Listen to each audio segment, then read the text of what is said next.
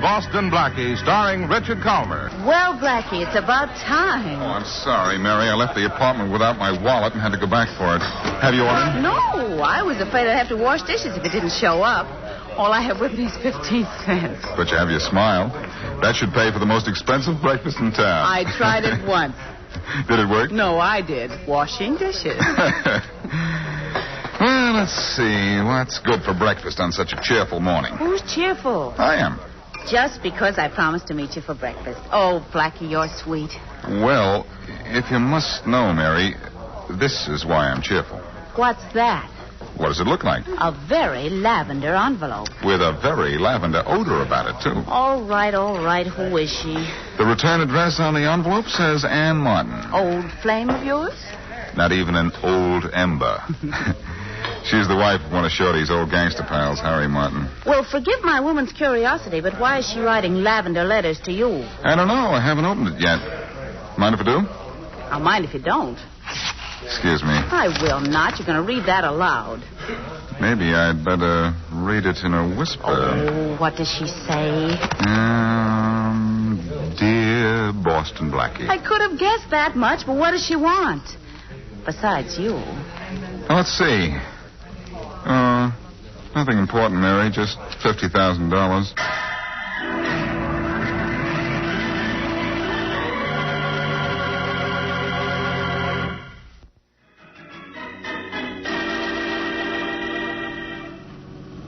It's very nice of you to answer my letter so soon, Blackie. I thought you would. But I didn't expect such a lovely drive in the country, too. Your request this morning for $50,000 sort of stifled me, Anne. I thought the country air would do us good. I guess I'd better explain. That's not a bad idea. I don't want you to give me $50,000. I'm talking about the money my husband put away before he went to jail. You remember my husband, don't you, Blackie? Harry? Sure. He liked you, Blackie. I thought he might have told you where he put that $50,000. Which $50,000? The money he and the gang got in that Berkeley City job. He died in prison last year, you know. Yes, but I don't know what he did with the money, and even if that money is found, the police have a priority on it. Well, you can't blame a girl for trying. I guess we better go back to town. All right. What's on the radio Saturday afternoon? Turn it on, see. Thanks. No, not that one, Ann. That's my police radio. Two-way at that. Oh, sorry. That's switch there. Right.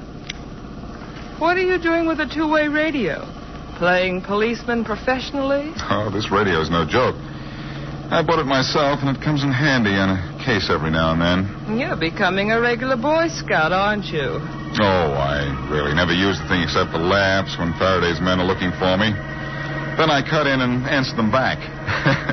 Policeman's little helper, aren't you? Let me tell you something right now, Boston Blackie. If I ever find Harry's money and you go to the cops, I have friends who will take care of you. Tell them not to bother, Ann. I can take care of myself.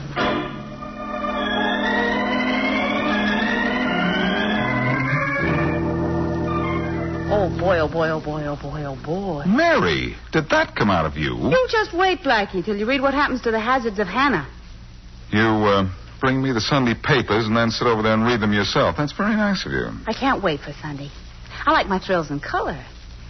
Hey, you want me to read you the hazards of Hannah? No, thanks. I'm not hep to Hannah's hazards. Ignorant, aren't you? Oh, here's something not in the funny papers that may be a joker just the same on page 1. What? Jack Winters, Bob Talmadge, and Esther Brown are back in town after spending several years at Uncle Sam's mansion up the river. And who are Jack Winters and so forth? Well, I don't think you know them socially, Mary. They came from the far side of the wrong side of the tracks. Well, then how do you happen to know them? I've been hopping back and forth over those tracks all my life. They were pals of Harry Martin's. And who is Harry Martin? Before he died in jail last year, he was Ann Martin's husband. Oh, and Ann Martin is the girl you saw yesterday who wanted you to tell her where her husband hid his $50,000. Yes. And it's just possible that there's a connection between Ann Martin wanting to find out where her husband's money is hidden and the release of Harry's old pals. How? Well, Harry Martin was a pretty smart guy. Undoubtedly told just one of the three where he hid the $50,000, and I think Ann, his wife, knows he did, too. Why do you think that? Ann found out her husband's old pals were going to be released from prison and knew that as soon as they got to town, whichever one knew where the money was would go and get it. Oh, I see. So she thought that maybe through you she could get to the money before the others got out of jail, huh? Well, that's what it looks like to me. That's an angle, anyhow. Read your funnies. I'll be back soon. Where are you going? To see Ann again about this new angle. Ann Martin again, huh? You stay away from her, Blackie. You get a kick out of the hazards of Hannah, don't you? Well, I'm getting interested in the angles of Ann.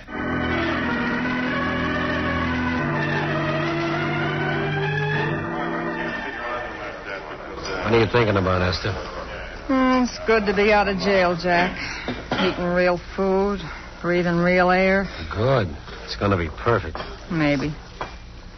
Say, I wonder where Bob is. I don't know. Where'd you go, Esther? None of your business. You were gone a long time. What's that to you? Nothing, I guess. I wasn't gone as long as you think. I came back for a few minutes and you were out. Where were you? Out. Doing a little asking around. About what? Your business is your business. My business is mine. Let's keep it that way, Esther. Maybe we better, huh? Yeah. Jack, look. Look who's walking down the street. Where? Crossing this way, going toward the alley. Hey, that guy looks familiar. Yeah. It's Boston Blackie. What's he doing down in this neighborhood? I don't know. We better find out, huh? Leave the waitress a buck. Let's duck out the side way and meet him in the alley. Okay, let's go.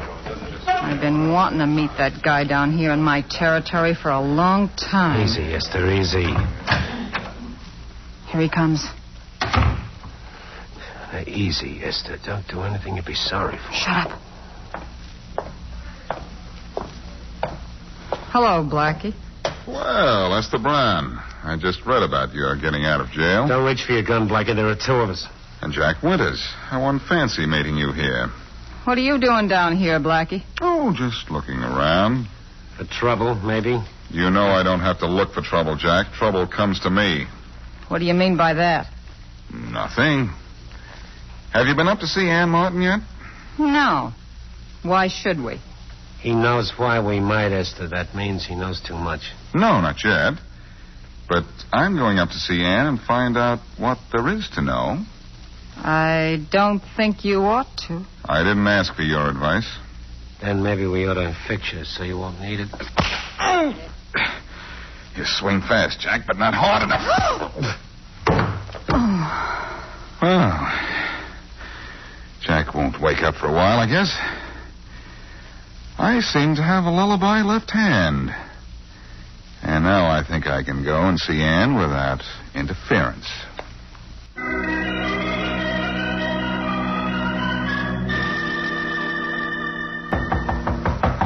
Ann? Ann, open up. Hello, Ann. Faraday. Hello, Blackie, old pal. Come in. Why, thanks, but... Hey, now, wait a minute. What's the gag? Is there a body in there? Why don't you come in and see? What? And I have to go through a long routine to get away from you? Oh, no. So long, Faraday. All right, Blackie. Stay where you are. It's that man again with that gun again. And it's you again with a body again. Get in here. And you better make up your story. You're going to need a good one. Awfully quiet in here, Faraday. Is this a murder scene?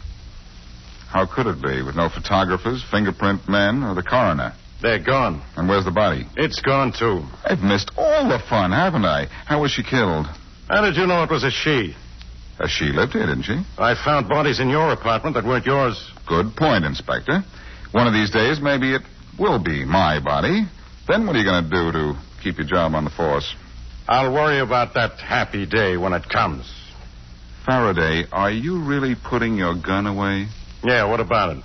Don't tell me you're going to admit that sometime, somewhere, there's a murder I didn't commit. You listen to me, Blackie. I put my gun away because just once I want to see what kind of a man you are.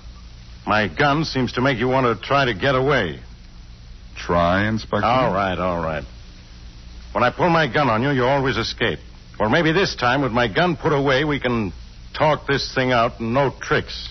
I hate to spoil your fun, Inspector, but this is one time I have no intention of running from you. Yeah? Why? Oh, well, I'm just tired of it. What happens when I duck you? I not only have to avoid every cop in town, but I have to solve the case for you to clear myself. No, that's too much trouble. Well, at last you're coming to your senses. What are you coming to, Faraday? The reason you killed Ann Martin. Did you find it out all by yourself? Oh, it didn't take much to find out. You saw Ann Martin yesterday afternoon. The whole neighborhood was talking about that car of yours. What should I have done to pick Ann Martin up? Driven down in a coal truck? Then you admit you saw her yesterday afternoon. I admit, Faraday. Yesterday afternoon from 2 o'clock until about 5:30. All right, that's fine. It comes under the heading of so what in my book. She was alive then. We've already established the time of death between the hours of 8 p.m. and 12 midnight Saturday. Then I suppose if I tell you exactly what I was doing in that time, you'll let me go and the fun will be over. Oh, no, Blackie. You don't get out of this, not even with a perfect alibi, 10 witnesses, and 37 affidavits. My, but you sound convincing. But I'm sorry, Faraday, I didn't kill Ann Martin. Who did? I don't know, but give me 24 hours this side of the bars, and I'll not only get your killer for you, but the $50,000 Harry Martin stole before he went to jail. You're still looking for it. I happen to know that. What's the gag, Blackie? Gag? What's the idea of asking for 24 hours? You usually take it. Only when you have a gun on me. Okay, Blackie, get out of here. But I'm holding you to those 24 hours.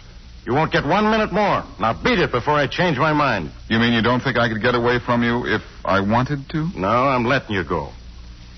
No, if you'd made one false move while we were talking, I'd have shot you in your tracks. Now get out of here. You would have shot me, huh? Oh, Faraday, catch. Whatever it is, I don't want it. I think you can use it, Faraday. It's your gun.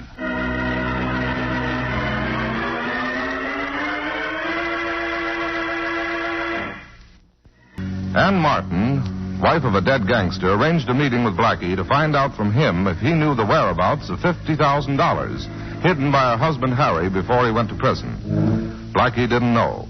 Next day, Blackie noticed in the newspaper that Harry Martin's gangster pals had just been released from jail and realized that Ann Martin came to him for information about the missing money in hopes that she could get it before Harry's old friends.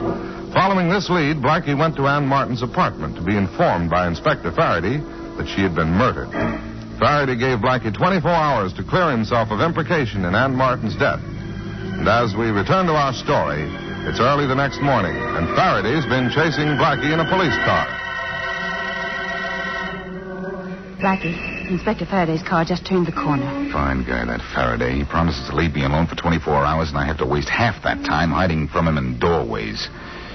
We better move, Mary. He might come back. Yes, that's right. Where are we going? You're going home. I'm going to follow that lead we got from Shorty. You think you ought to go down in that neighborhood alone? I'd rather go down there alone and have people stare at me than for us to go down there together and have people whistle at you. Well, I'm the one that should mind. Well, the trouble with you is you don't mind. You turn around and say thank you. What's wrong with that? It's part of a woman's job to make herself attractive to men. Job, huh? I get it. They whistle while you work. All right. You go home and be a nice little girl while I run back down to the riverfront and pretend I'm a bad little boy.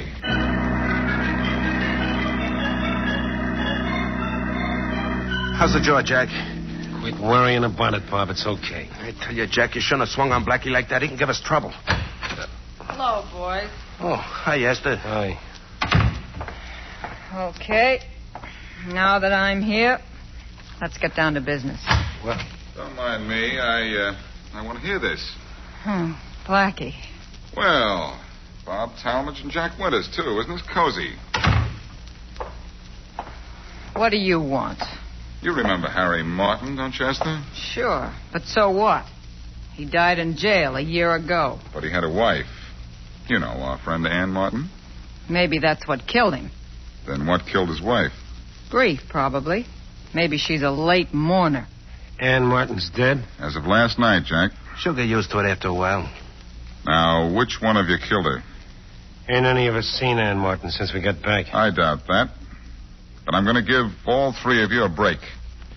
Ann Martin was killed Saturday night between the hours of 8 p.m. and midnight. Now, let's have your alibis. All right, Jack. Where were you Saturday night between the hours of 8 p.m. and midnight? I went to Westfield to see some friends. Bud Thomas and his wife. They weren't home, so I come back. Very convenient of them. All right. You, Esther. Where were you? I was up at 191st Street, in the park. Doing what, ducking squirrels? I was there at 9. It takes a long time to get back and forth.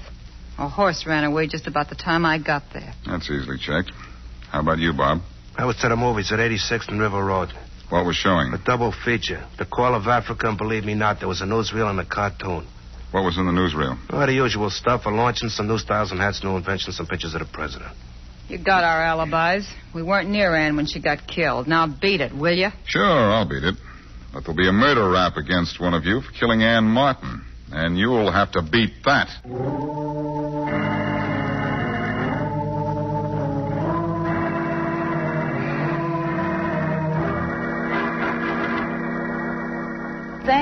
Thank you very much.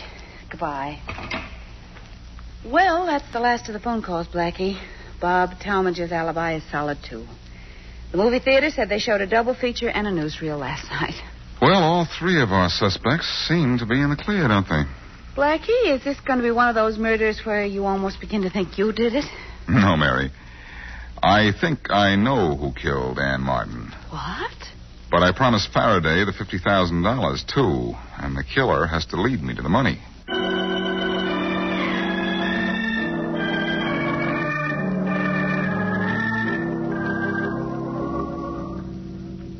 Well, what are you doing in my office, Blackie? Have you come to admit you killed Ann Martin? No, Inspector Faraday, I wouldn't make you that happy. Well, 2 hours from now, I'm going to make myself happy. I'm going to lock you up. Ha ha. You're a regular clock watcher, aren't you, Faraday? No wonder you never accomplish anything. Why, you could be on hot on the trail of a killer and quit at the 5 o'clock whistle. I'm quitting on you at the end of 24 hours. That's all I promised you. And you got just 2 hours left. I came down here to ask for more time, Faraday. Nothing doing. Oh, but plenty's doing. I know you're a killer. And why do you need more time? Well, I want to get that $50,000 for you, too. 2 hours is all you get. And if you don't have this thing solved by that time, you'll get the rest of your life.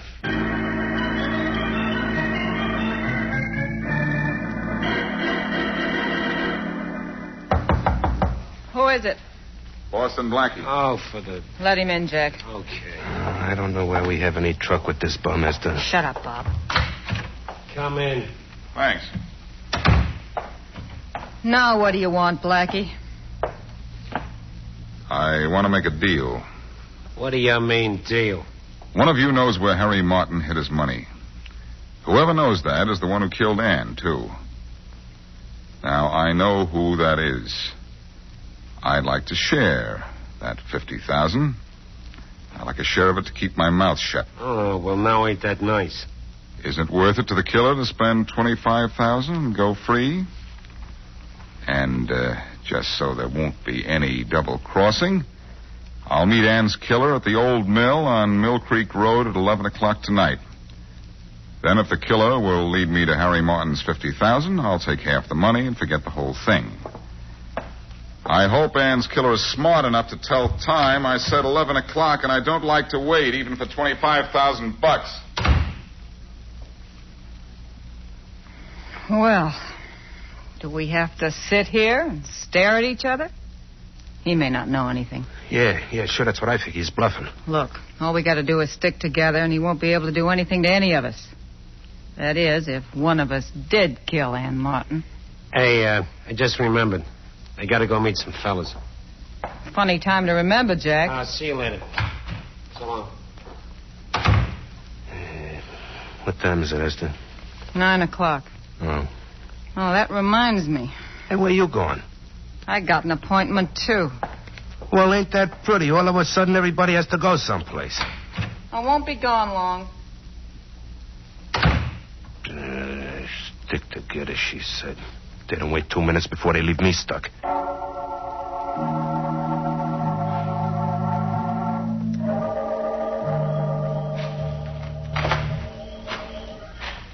Blackie? Here I am. It's just 11 o'clock. You're perfect. Yeah, some things.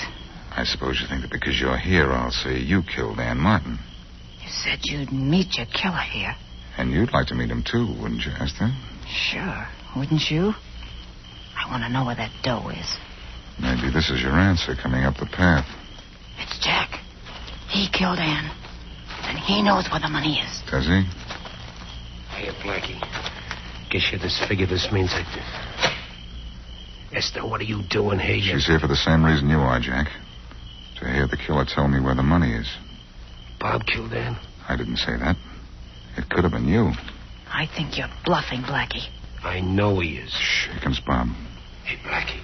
Here, Bob. Okay, Blackie. Prove to me that Hello, Bob. We figured to split that money 3 ways, Bob. What are you two doing here? Everybody wants a piece of that $50,000, Bob. I don't know where it is. All right, Bob. Unless you pay your way out of this jam, you'll have to pay for killing Ann Martin. What makes you think I killed her? Your alibi had a hole in it, Bob. I told you what movie I went to. If you check, you'd know those pictures were playing there Saturday night. But you said you saw a cartoon. Yeah, I did. Not Saturday night, Bob.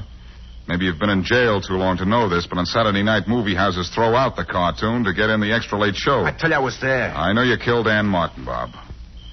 But, my deal still goes. You want 25,000 of Harry's 50, huh? You want to talk it over with your pals? I want to talk it over plenty. Me too. All right. Go over there. Get in my car. Talk in privacy all you want. I'll wait here till you come to a decision. Come on, Bob. Okay. Get in. Both of you. Okay. Yeah. Okay. You can spill to us, Bob. Does Blackie have the right dope on you? Go ahead, Bob. We can beat this rap together. Did you kill her? Yeah. What'd you try to do? Hone in on Harry's dough? Yeah, she said she knew where it was, and unless I'd split it with a 50-50, she'd go to the cops about it. Maybe she was lying, but I couldn't take any chances. Then you know all the time where the dough was. You were going to get it without telling Shut us. up, Jack. Bob's the only one of us who knows where the dough is. I'm going to give Blackie half the money to let me go. No, you're not. We're going out there and let Blackie have a little lead poisoning. We've all got guns. Now, where's the money, Bob? Where is it, Bob? Okay, take your hands off me. Come on, where is it? It's in a box buried in the Alton Cemetery near the first big tree off the road. Okay. Okay is right. We split the dough 3 ways. We don't cut Blackie in? We cut Blackie down. Come on. Don't pull your guns till you're right on him. He's pretty good with a gun himself. Well, so the conference is over. What goes?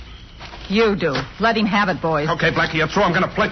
Hey, where's my gun? I don't have my gun. I don't have mine. Your guns? Oh, I forgot to tell you. I have them. Why, you... There's still 3 of us against 1. Let's get him. Don't move, any of you. What are you so tough about? So you have a gun. What good's it going to do you to kill us? I don't want to kill you. I want to preserve you for Faraday. You can't turn us over to the cops either. Maybe you know which one of us killed Ann Martin, but you don't know what you really want to know. You don't know where the money is. Oh, but I do. I listen to you.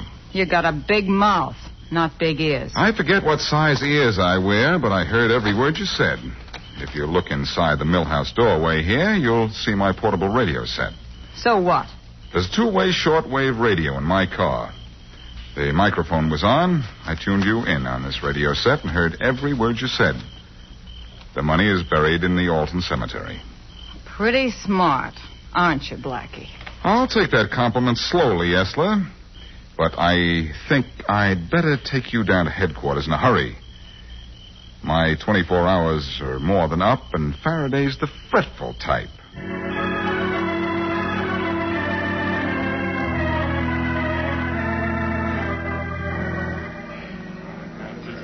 Oh, Mary, it's about time. Sorry, Blackie, I missed my bus, and another one didn't come along for 15 minutes.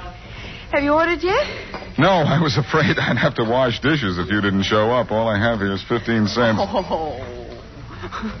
Oh, that makes you happy. Oh, no. This is what makes me happy. Letter from a boyfriend? It's from a man, yes. You jealous? No. Aren't you the least bit jealous? No. Well, aren't you joking? Yes. Oh, that's better. What's he want? nothing much. Just $100. $100? Isn't that awful? What kind of men do you know writing it for money? Oh, he's not a bad sort. Not bad. He's criminal. What's the 100 for? Blackmail? No, black suit. The man's my tailor. Oh.